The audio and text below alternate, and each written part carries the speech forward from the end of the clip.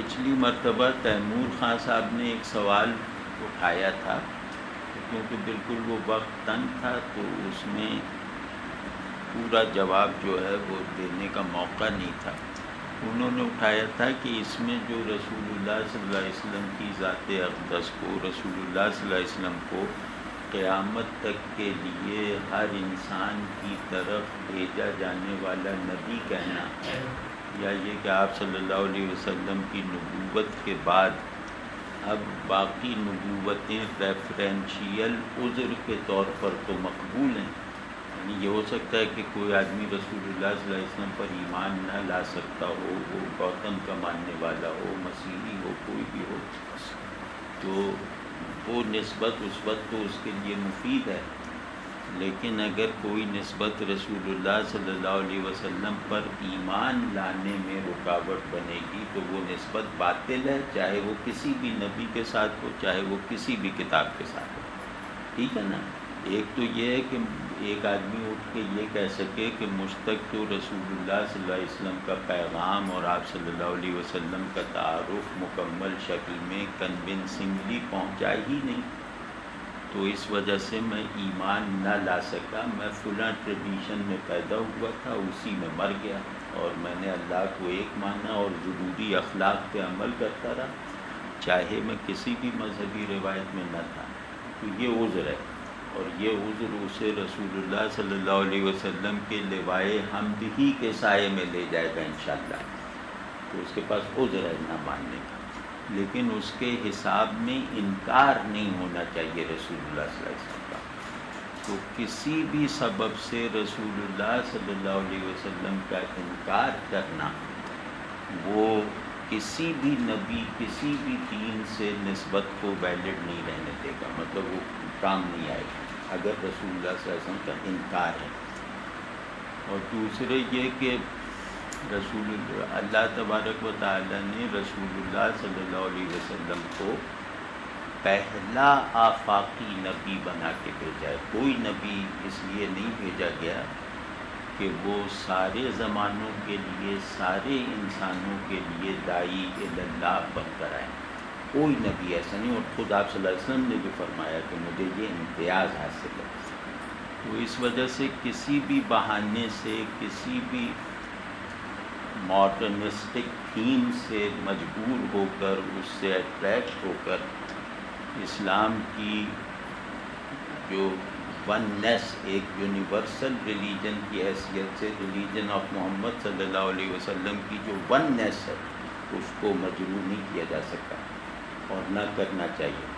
تو بعض لوگ رسول اللہ صلی اللہ علیہ وسلم کی مدح میں جو اس طرح کے اشعار آتے ہیں جن میں آپ صلی اللہ علیہ وسلم کو ہادی کل اور ہادی واحد کہا جاتا ہے، اس کی ایک خاص طرح کے ایسوٹیرزم کی آڑ لے کر اس میں کوئی تعویل پیدا کرتے ہیں کہ حقیقت محمدیہ اللہ صاحب الصلاۃ والتسلیم اس سے مراد ہے، نور محمدی اللہ صاحب الصلاۃ والتسلیم مراد ہے، بالکل کچھ مراد نہیں، مراد ہے محمد بن عبداللہ صلی اللہ علیہ وسلم، یعنی ذات محمدی صلی اللہ علیہ وسلم۔ اور دوسرے یہ کہ ذات محمدی صلی اللہ علیہ وسلم کا علم مجھے قرآن نے دیا ہے، حدیث نے دیا ہے، تاریخ نے دیا ہے، حقیقت محمدی اور نور محمدی کا علم تم نے کہاں سے حاصل کیا؟ جس کو تم کہہ رہے ہو کہ یہ ایک ڈیوائن پرنسپل ہے، اس ڈیوائن پرنسپل کا علم تم نے کہاں سے حاصل کیا؟ واضح؟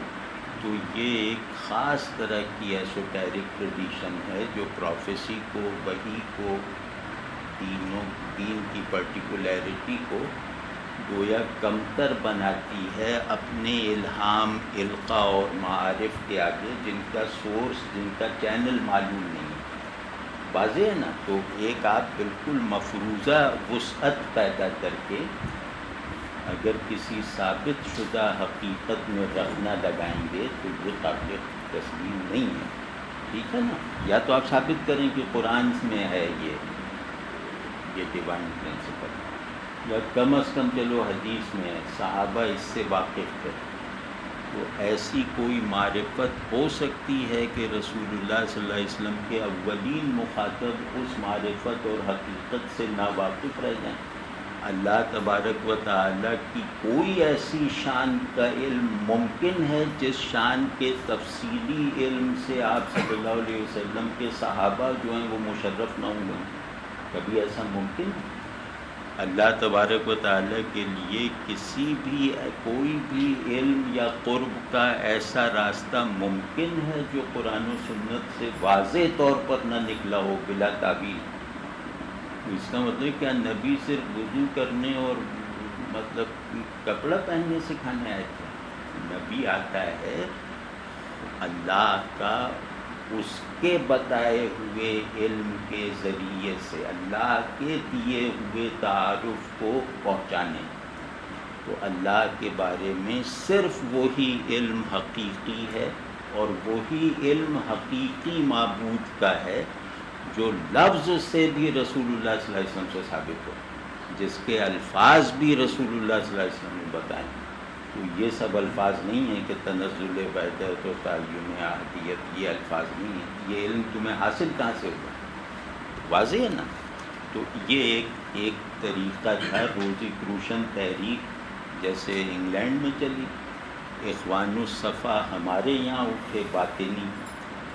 ہر ٹریڈیشن میں کچھ باطنیت اور سریت پسند لوگ پیدا ہوتے ہیں جو اس ٹریڈیشن کو اس کے میٹا ڈسکورس سے نکال دیتے ہیں اور ایک لاجیکل یا کانسیپچول یونیورسیلٹی پیدا کر کے اس دین کی روایت کے بنیادی اصول اور اقدار کو ثانوی درجے کی للہیت کا درجہ دے دیتے ہیں.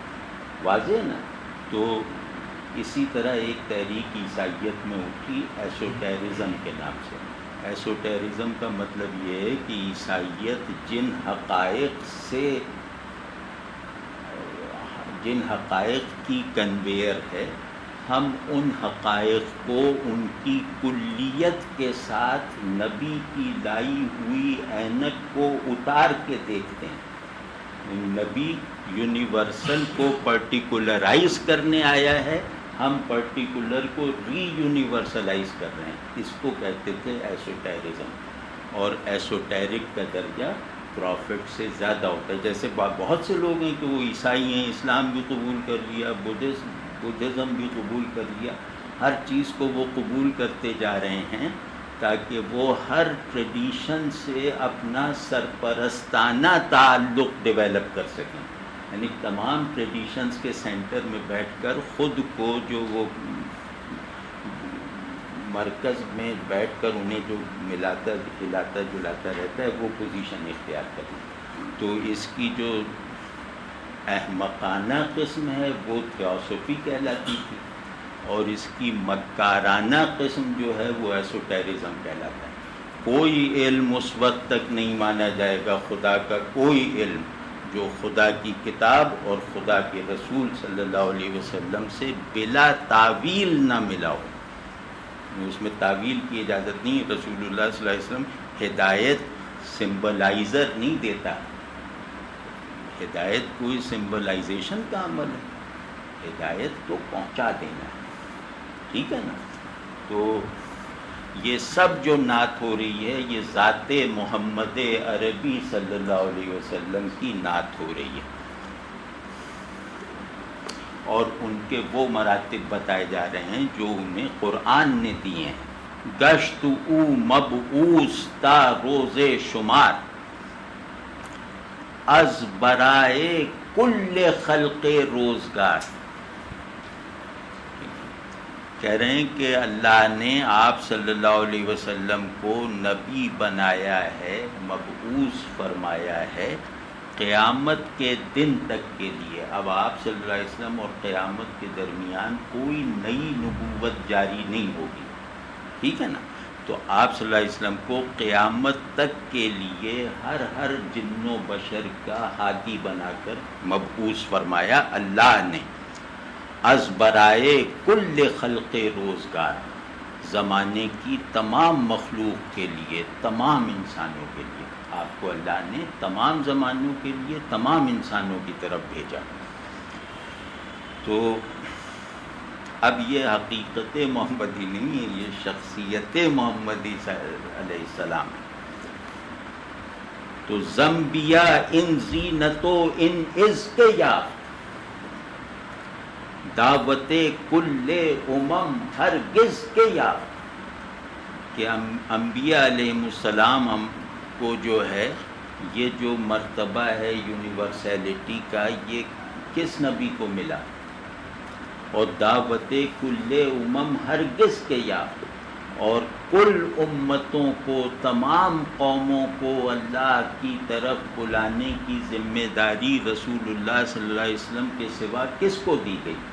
مطلب وہ خود وہ ٹریڈیشنز یہ کلیم نہیں کرتی کہ ہماری ٹریڈیشن کے بانی کو ایک یونیورسل پیغام دے کر بھیجا گیا ہے ہر شخص کے لیے، ہر زمانے کے لیے. اب ذرا سا مشکل شعر آتا ہے. تو بھائی ایک بات جو ہے نا وہ میں ذمہ داری سے عرض کر رہا ہوں، اور اس کو متصوفانہ لاجک پر بھی ڈیفینڈ کر سکتا ہوں، فقیہانہ پرسپیکٹو سے بھی اس کا دفاع کر سکتا ہوں، اور خالص دینی تناظر پہ کھڑے رہ کر بھی اس کی دعوت دے سکتا ہوں، اور اس دعوت پر اٹھنے والے اشکالات کو انشاءاللہ فیس کر سکتا ہوں. وہ یہ ہے کہ رسول اللہ صلی اللہ علیہ وسلم میں حق نے اپنی یونیورسیلٹی اور وننس دونوں کو مینیفیسٹ کیا. واضح ہے نا؟ اور اب اس میں کوئی اور راستے نکالنا وہ گویا رسول اللہ صلی اللہ علیہ وسلم کی حیثیت کو نہ سمجھنا، ہدایت کی خدائی اسکیم کو نہ جاننے کے مترادف ہوگا. اور دوسری بات یہ ہے کہ کوئی بھی معرفت کلیم کرو، بڑی اللہ کی مرضی ہے، جس کو جتنی چاہے علمی گہرائی دے دے، جس کو اپنے حضور کا جتنا حصہ چاہے دے دے، اپنے یقین کا جتنے چاہے اسباب اپنے کسی بندے کو فراہم کر دے، ٹھیک ہے نا. لیکن یہ کہ تمہارے پاس یہ کہنے کے لیے، جب تم یہ کہتے ہو کہ اللہ یہ ہے، اللہ کی ڈیوائن اسکیم یہ ہے، اللہ کی جو وہ سیلف اینٹیفیکیشن اور سیلف مینیفیسٹیشن کا ایک پورا نظام اور چینلز یہ ہیں، تو یہ بہت بڑی باتیں ہیں. یہ باتیں تم نے کہاں سے سیکھی ہیں یہ بتانا پڑے گا تمہیں. اور ان باتوں کو کہنے کے لیے واحد معیار چاہیے کہ قرآن میں کہاں ہے. تو تم قرآن میں لکھا ہوا دکھا دو کہ حقیقت محمدیہ مساوی ہے مرتبہ وحدت سے، ٹھیک ہے نا، تو بس ٹھیک ہے، پھر ظاہر ہے کہ ٹھیک ہے. تو اتنے بڑے علوم، یعنی ان کے مقابلے میں شریعت بہت کمتر لگنے لگتی ہے، یعنی نبی کے بتائے ہوئے معارف بہت سادہ لگنے لگتے ہیں. تو اتنے بڑے پیچیدہ اور خدا کو ڈسکلوز کروا دینے والے انتہائی درجے کے علوم کو تم نے حاصل کہاں سے کیا ہے؟ آپ سمجھ لیں نا، میرے ہر علم کی کوئی وجہ، کوئی بنیاد، کوئی سند ہونی چاہیے نا، ہر علم کی، چاہے وہ دیوار اور کرسی کے بارے میں ہو، چاہے اللہ کے بارے میں ہو. تو تم یہ بتاؤ کہ تم نے ایسی تفصیلات جو کوئی بھی نبی اپنی خدمت میں حاضر جانثاروں کو نہ دے سکا، وہ تم نے کہاں سے حاصل کر لی؟ واضح ہے نا؟ اسی سے کھل جائے گا. اب فرما رہے ہیں عقل را در خلوت او راہ نیست، علم نیز از وقت او آگاہ نیست. صلی اللہ علیہ وسلم کہ عقل کو اس کی خلوت میں بار نہیں ہے، یعنی عقل کو اس کی خلوت میں داخل ہونے کی اجازت نہیں ہے. اور علم نیز از وقت او آگاہ نیست، اور علم بھی اس کے حال سے بے خبر ہے. عقل اس کی خلوت میں داخل ہونے سے معذور ہے، اور علم نالج جو ہے وہ اس کے جو اس کا حال ہے اس سے بے خبر ہے. یعنی کوئی علم ایسا نہیں ہو سکتا جو رسول اللہ صلی اللہ علیہ وسلم کے احوال باطنی تک رسائی رکھتا ہو. کوئی علم ایسا نہیں ہو سکتا. واضح ہے نا؟ اب یہ تو بالکل یہ آسان ہے کہ علم را علم نیز وقت کہتے ہیں حال کو، اسٹیٹ کو. تو پروفیٹک اسٹیٹ کا احاطہ کرنے والا، اس کی طرف رسائی رکھنے والا کوئی علم نہیں ہے. یہ تو سادہ ہے. یہ جو مصرع ہے اس کو سمجھنے کی ضرورت ہے کہ عقل را در خلوت او را نیست. اس کا ترجمہ کر رہا ہوں، سمجھنے کی کوشش کیجیے کہ عقل کو اس کی تنہائی میں جانے کی اجازت نہیں ہے. عقل کوئی ایسا راستہ اس کی تنہائی میں کھلا نہیں رہتا جس سے عقل داخل ہو جائے. اس میں وہ زور جو تعینات و تنزلات سمجھنے میں لگایا جاتا ہے وہ اس میں لگا کے دکھاؤ نا.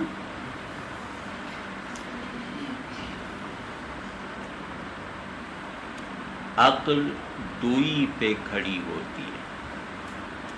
عقل کے دو فعل ہیں.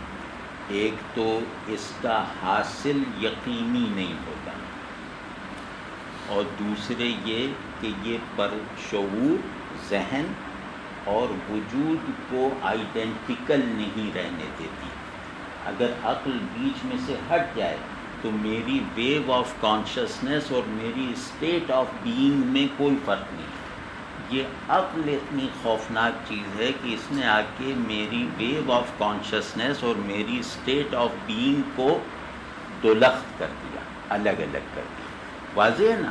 تو آپ کہہ رہے ہیں کہ دوئی کا کوئی عنصر، وہ دوئی جس نے انسانی وجود کو کامل نہ ہونے دیا، وہ دوئی جس نے انسانی شعور کو مکمل نہ ہونے دیا، اس فساد کی بانی جو عقل ہے وہ اپنی اس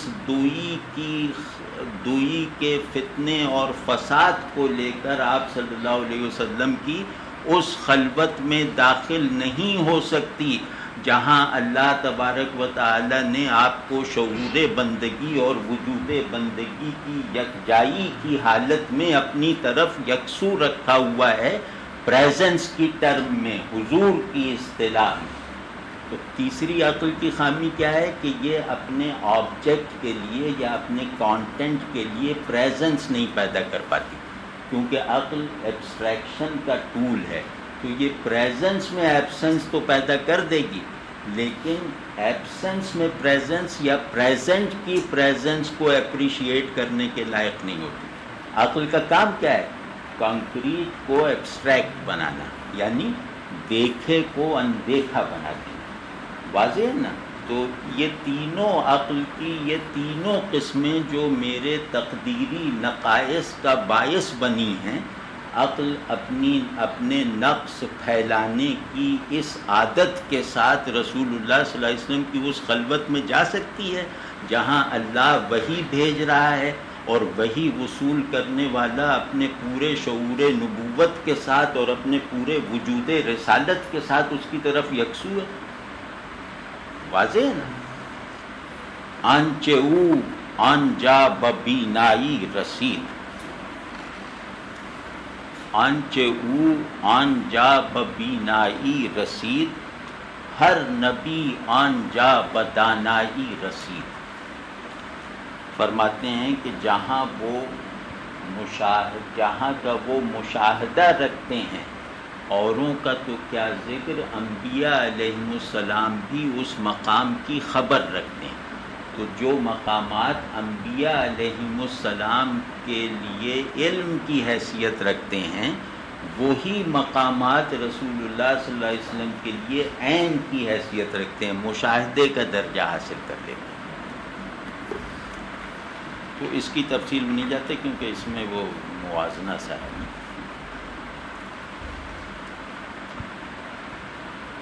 او فصیح عالم و من لا لہو، کہ توانم داد شرح حالہو. آپ نے غور کیا کہ حمد بھی جب کہہ رہے تھے اس میں بھی، اور نعت بھی جو کہہ رہے ہیں اس میں بھی، انہوں نے پیشن اور ہائیسٹ پرسیپشن کو، ڈیپسٹ پیشن اور ہائیسٹ پرسیپشن کو ایک کیا ہوا ہے.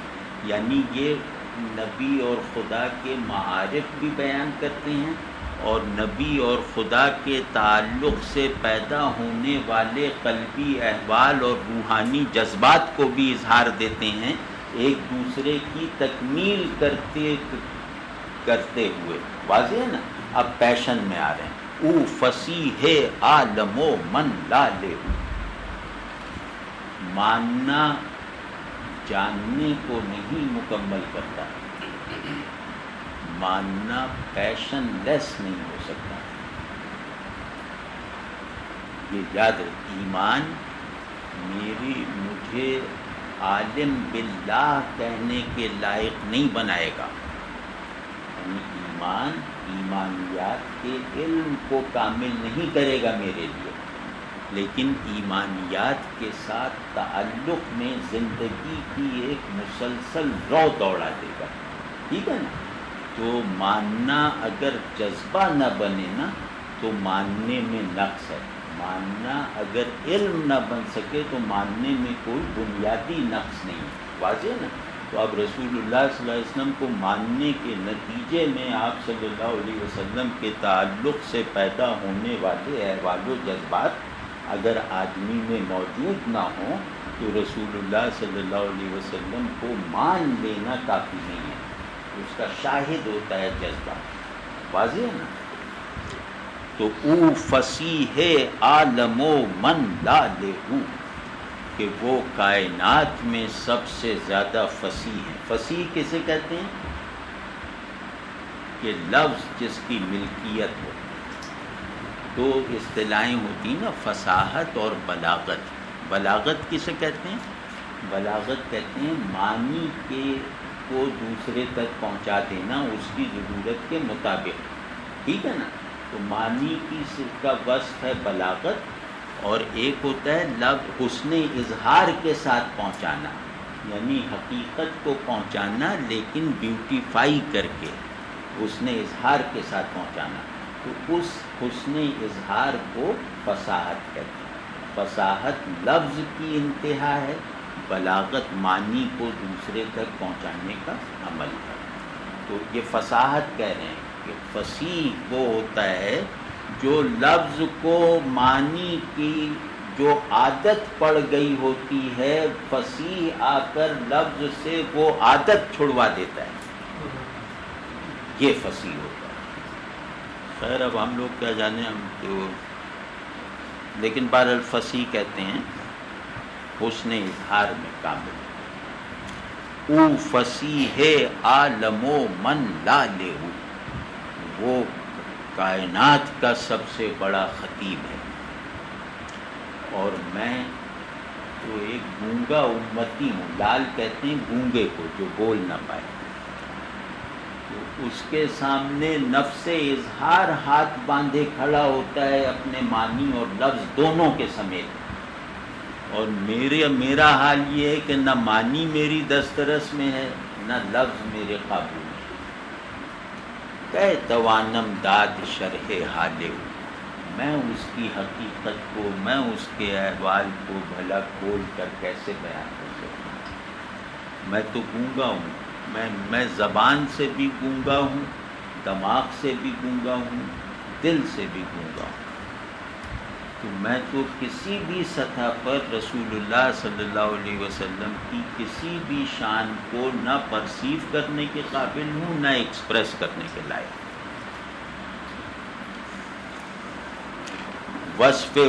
وصف او کہ لائق ان ناقصست، واصف او خالق عالم بس است.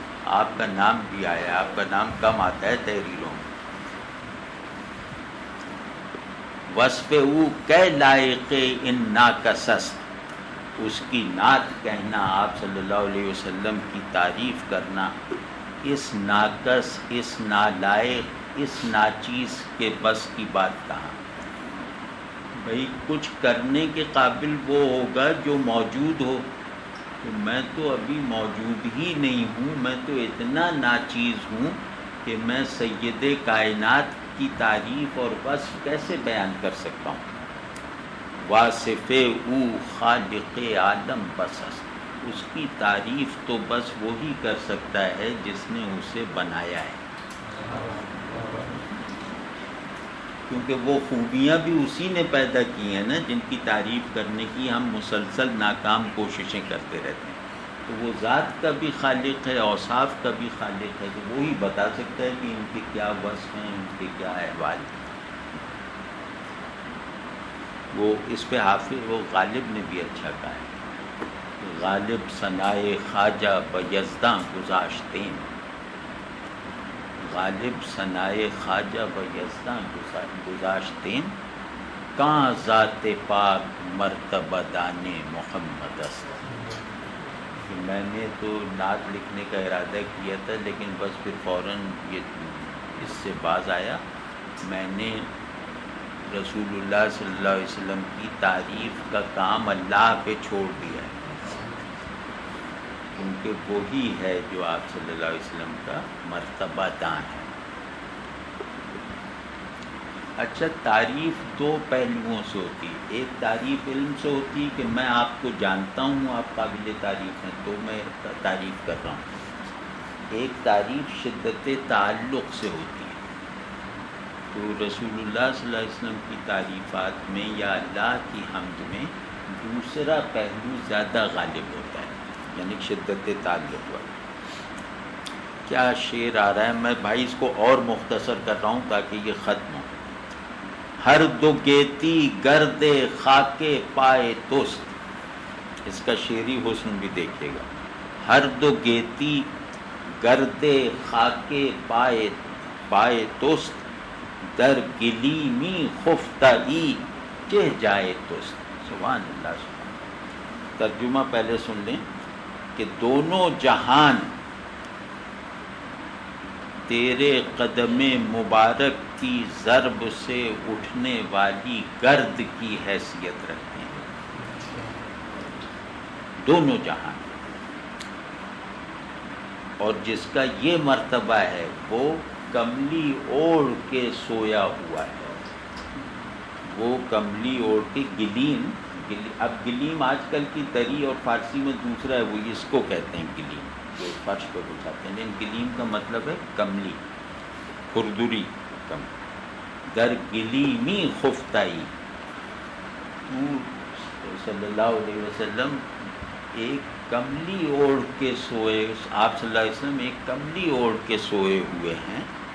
کیا مقام ہے آپ کا. دیکھیں تو کملی اوڑھے ہوئے ہیں، اور دل کی آنکھیں کھول کے دیکھیں تو دونوں جہان آپ صلی اللہ علیہ وسلم کے قدم مبارک کی ضرب سے اٹھنے والے غبار سے زیادہ نہیں. یعنی کمال بندگی ہے نا، کہ آپ صلی اللہ علیہ وسلم کا سارا جوہر کمال بندگی ہے. یہ شعر میں کہا گیا ہے کہ آپ صلی اللہ علیہ وسلم کے جتنے مراتب ہمیں پوری طرح سمجھ میں نہ آتے ہوئے بھی پتہ ہیں یا پتہ ہو سکتے ہیں، وہ سب کے سب آپ صلی اللہ علیہ وسلم کے کمال بندگی کی نمود ہیں. واضح ہے نا. اور یہ خوبصورت کتنا ہے کہ اے کملی اوڑھ کر سوئے والے، یہ مقام تیرا ہے جہاں تو لیٹا ہوا ہے، یا وہ مقام تیرا ہے جہاں تیری سواری کی ضرب سے اٹھنے والی گرد دونوں جہان کو موجود کر دیتی ہے. تو یہ جو استفہام عارفانہ ہے نا، یہ خوبصورتی ہے. تو خواجگی یہ ہر دو عالم تا ابد، کرد وقف احمد مرسل احد. کہ دونوں جہان کی سرداری ابد تک کے لیے، قیامت تک کے لیے اللہ نے اپنے رسول احمد صلی اللہ علیہ وسلم کے لیے مخصوص کر دی ہے، وقف کر دی ہے، خاص کر دی ہے. یعنی آپ صلی اللہ علیہ وسلم قیامت تک کے لیے دونوں جہان کے اللہ کی طرف سے مقرر کیے جانے والے سردار ہیں. تو خواجگی کہتے ہیں شفقت کے ساتھ کسی چیز کو ملکیت میں رکھنا اور بانٹنے کے عمل کو کسی بھی درجے میں سست نہ پڑنے دینا. بھائی اس سے جوڑ کے دیکھیں تو کتنے معنی نکلے.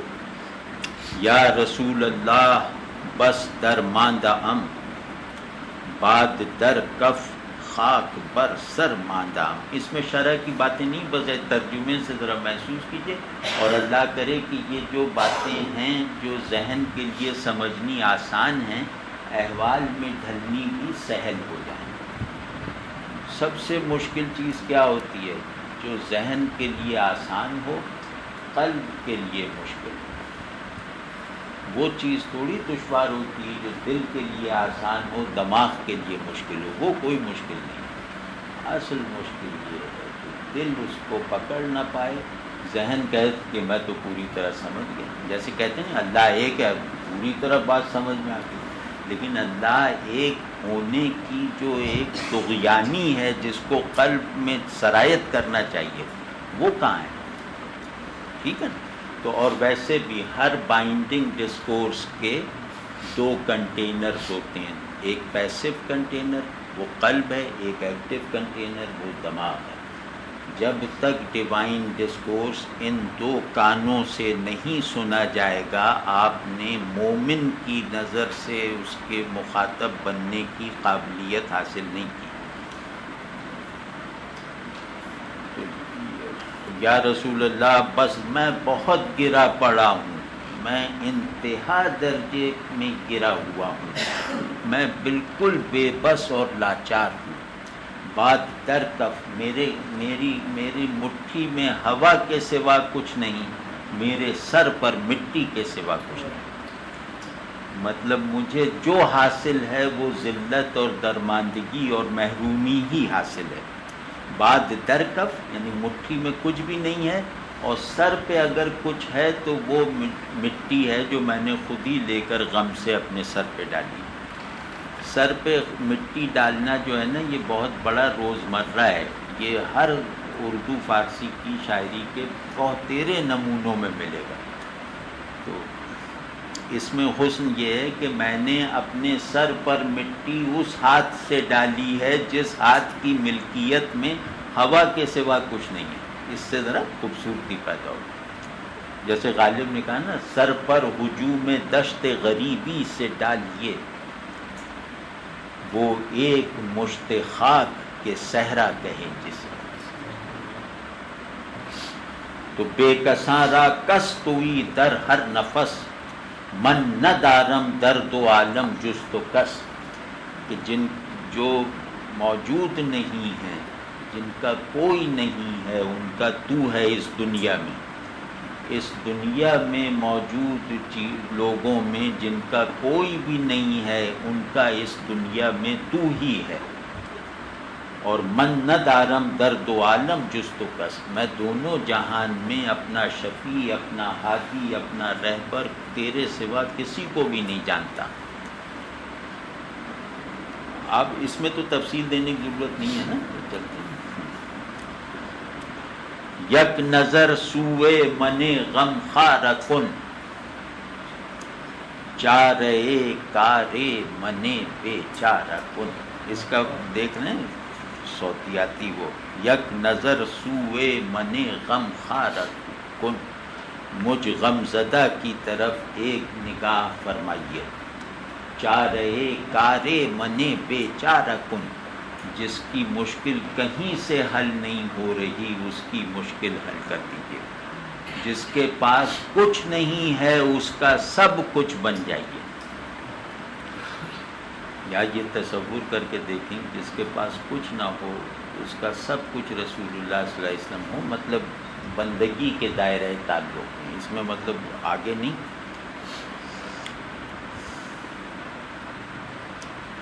تو روز و شب بنشستہ در صد ماتمم، میں رات دن جو ہے وہ طرح طرح کے غموں اور ماتموں میں رہتا ہوں، تا شفاعت خواہ باشی یک دمم، کہ ایک پل کے لیے تیری شفاعت نصیب ہو جائے، اس کے لیے عمر بھر ماتم اور شیون اور نالہ و زاری میں رہتا ہوں۔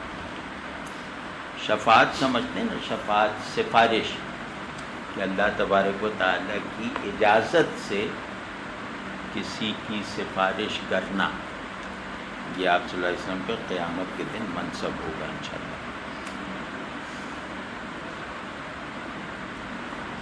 کیا کہنے، بس یہ آخری شعر پڑھ لیں، اور یہ بہت مجبوراً منتخب کیا ہے، تو آج انشاءاللہ یہ نعت شریف ختم ہو جائے گی۔ خوب اس کو جیسے دل سے دیکھیے گا۔ طفل راہ تو منم غرقہ شدہ، گرد من آب سیہ حلقہ شدہ۔ کیا کہنے، کیا خوب امیج ہے کہ میں تو آپ صلی اللہ علیہ وسلم کے دکھائے ہوئے راستے پر بچوں کی طرح چل رہا ہوں۔ میں اس راستے کا کوئی تجربے کار مسافر نہیں ہوں، ایک بچہ ہے جو لڑک رہا ہے، لیکن اللہ کا شکر ہے کہ اس راستے پر لڑک رہا ہے جو آپ ہی نے دکھایا ہے صلی اللہ علیہ وسلم۔ طفل راہ تو منم غرقہ شدہ، میں آپ صلی اللہ علیہ وسلم کے راستے کا بچہ ہوں، لیکن میں ڈوب گیا ہوں۔ کیا کہنا، میں آپ صلی اللہ علیہ وسلم کے راستے کا بچہ ہوں لیکن ڈوب گیا ہوں، یعنی اس راستے سے ہٹ کے ڈوب گیا، اس راستے سے ہٹتے ہی دلدل آ جاتی ہے۔ تو میں بچہ تو آپ کے راستے کا ہوں، لیکن اپنی غلطی کی وجہ سے دلدل کو نہ پہچان سکا، اب اس میں دھنس گیا ہوں۔ گرد من آب سیاہ حلقہ شدہ، میرے چاروں طرف دلدل کا سیاہ پانی جو ہے وہ مجھے جکڑے ہوئے، یعنی میں نے آپ صلی اللہ علیہ وسلم کے راستے سے خود کو ہٹا کر دلدل کی گرفت میں دے دیا ہے۔ اب چاروں طرف جہل اور ظلم کا اندھیرا جو ہے، عدم کی تاریکی جو ہے، وہ میرا گھیرا کیے ہوئے، یہ سچویشن ہے۔ چشم آ دارم کزیں آب سیاہ، امید یہ رکھتا ہے یہ نافرمان، امید یہ رکھتا ہے یہ غافل کہ میں اس سیاہ پانی سے نکل آؤں گا۔ دست من گیری و بازاری براہ، امید ہے کہ آپ صلی اللہ علیہ وسلم دست شفاعت سے میرا ہاتھ تھامیں گے اور مجھے اس دلدل سے نکال کر واپس اس راستے پر ڈال دیں گے۔ اب آپ دیکھیے اس میں جو ایک سبق ہے،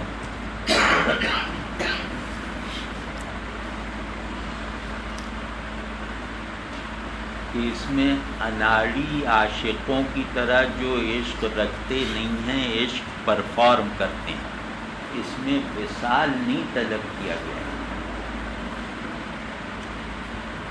اس میں وصال نہیں طلب کیا، اس میں رسول اللہ صلی اللہ علیہ وسلم کی جو سب سے بڑی وہ جو ہوتی ہے نا مدد، وہ مانگی گئی ہے، وہ ہے ہدایت۔